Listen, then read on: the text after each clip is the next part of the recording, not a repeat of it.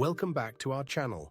Today we're diving into a thrilling exploration of international espionage, arms dealing, and geopolitical intrigue, centered around the enigmatic figure of Karl Lee. This Chinese businessman's operations have not only sparked global tensions, but also raised critical questions about the future of international security. From the dramatic assassination of Iranian General Qasem Soleimani to the intricate web of sanctions and diplomacy, this narrative is a gripping tale of power, secrecy, and the relentless pursuit of justice. Let's uncover the truths hidden within this compelling story. In essence, this book navigates the complex world of international espionage and geopolitical tensions, focusing on Karl Lee's alleged supply of missile components to Iran and the global efforts to halt his activities amidst rising conflicts and diplomatic hurdles. From the outset, this book plunges the reader into an urgent global drama, beginning with the 2020 assassination of Iranian General Qasem Soleimani in Baghdad.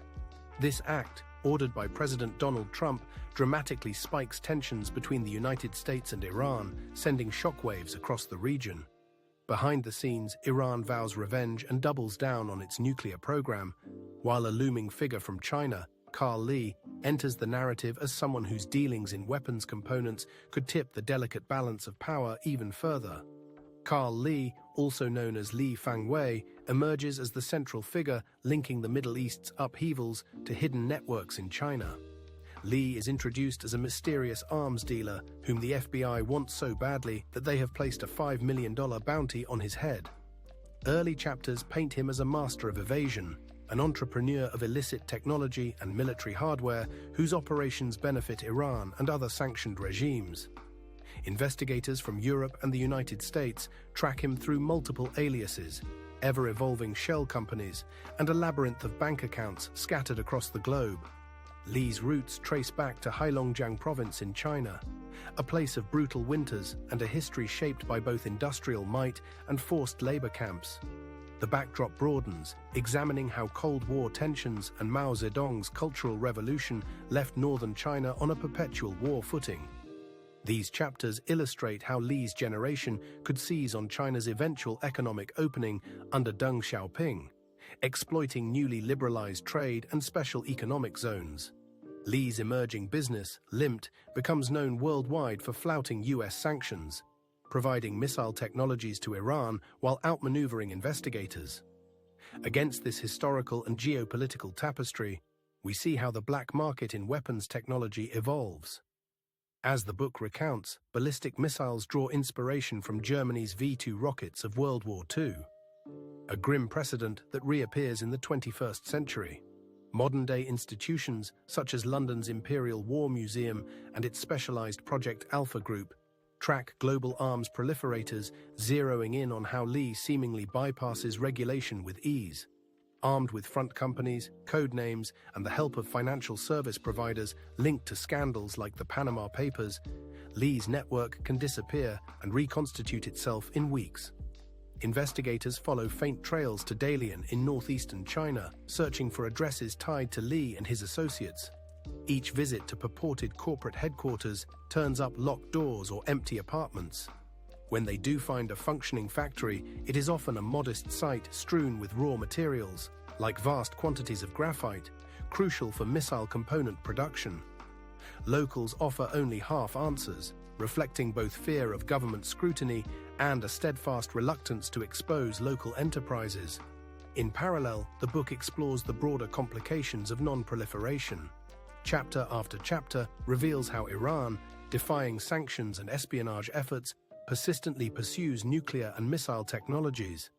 Various international players, Pakistan's AQ Khan network, German precision engineering, China's robust manufacturing, and clandestine Israeli and American cyber activities, are all entwined in either helping or hindering Iran's ambitions. Israeli intelligence factors heavily into the story. We see references to sabotage operations like Stuxnet, the assassination of Iranian scientists like Mohsen Fakhrizadeh, and the stifling of arms routes. But while Israel invests enormous resources curbing Iran's capabilities, it remains strikingly tight-lipped on the role of Chinese suppliers such as Lee. Meanwhile, the US government engages in a protracted dance with Chinese authorities to rein in Li. High-profile officials like President Obama, Secretary of State Mike Pompeo, and various arms control experts all press Beijing, only to be stonewalled. China often denies knowledge or downplays Li's importance, leaving US officials convinced that Beijing quietly benefits from the friction between Washington and Tehran. Each crisis buys China geopolitical breathing room. Chapters devoted to investigations in Washington and major diplomatic summits like the Munich Security Conference illustrate the complexity. On stage, world leaders make bold statements about curtailing Iran's missile program and cracking down on illicit trade. Behind closed doors, however, negotiations are stymied by superpower rivalries. When journalists try to confront Chinese officials, such as Wang Yi, about Li, they receive frustrated denials. The Karl Li Blitz, as some American diplomats call it, fails to produce results, exposing the limits of sanctions without genuine cooperation from the Chinese government. A parallel thread involves a suspicious website, huizlifangwei.com, supposedly run by activists hoping to expose Li's activities. Investigators suspect it might be a water-holing trap set by intelligence agencies, possibly Israeli or American. Despite combing through the site and analyzing suspicious code, no malicious software is found. Still, the story hints that invisible hands are shaping public opinion, with the site's sudden appearance, intense focus on Iran, and near-instant disappearance echoing a larger narrative of staged propaganda. As the book nears its conclusion, global tensions escalate further. Russia's invasion of Ukraine in early 2022 changes strategic alliances. Iran, after forging closer ties with Moscow, continues to hone its missile technology that might still be connected to Li's network. Investigators pick up whispers that Karl Li might be in prison in China, or that he may be working as a double agent for the Americans. Official answers remain elusive. Every time a journalist or intelligence officer gets close, sources clam up. Documents are scrubbed, online references vanish, and cryptic hints surface only to be discredited. Ultimately, the book weaves a mosaic of realpolitik. The story of Karl Li, his rise to notoriety, his elusiveness, and the swirling rumors of his fate, embodies the modern cat-and-mouse game in arms proliferation. States engage in sabotage, sanctions, and covert operations, yet smugglers and secret networks endure. China and Iran leverage these channels for strategic gain, while the US and its allies chase ghosts in pursuit of a global non-proliferation ideal. Through chapters spanning personal interviews, historical flashbacks, and high-stakes summits, the reader witnesses just how tangled and interdependent the world of illicit arms trading can be.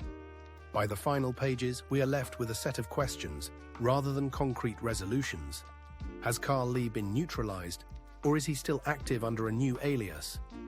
Are the scattered leads that put him behind bars in China genuine, or a smokescreen meant to throw off Western investigators? And, more pressing, is the quest to catch a single arms dealer, no matter how infamous, enough to halt the broader conveyor belt of clandestine weapons technology? The fate of Karl Li remains an open file, reflecting the deeper uncertainties of a world where sanctions, espionage, and diplomacy collide with ever-shifting alliances and hidden agendas. As we conclude, this tale of international intrigue and espionage, with Karl Li at its core, underscores the complexities of global politics and the relentless pursuit of power. It's a stark reminder of the challenges in enforcing global security norms and the lengths to which individuals and nations will go to protect their interests. If this story has captivated you, I'd love to hear your thoughts on the global efforts to curb arms proliferation. Share your insights in the comments below, and don't forget to like, subscribe, and share this video with fellow enthusiasts of international intrigue and geopolitics. Until next time, keep exploring the stories that shape our world. Take care.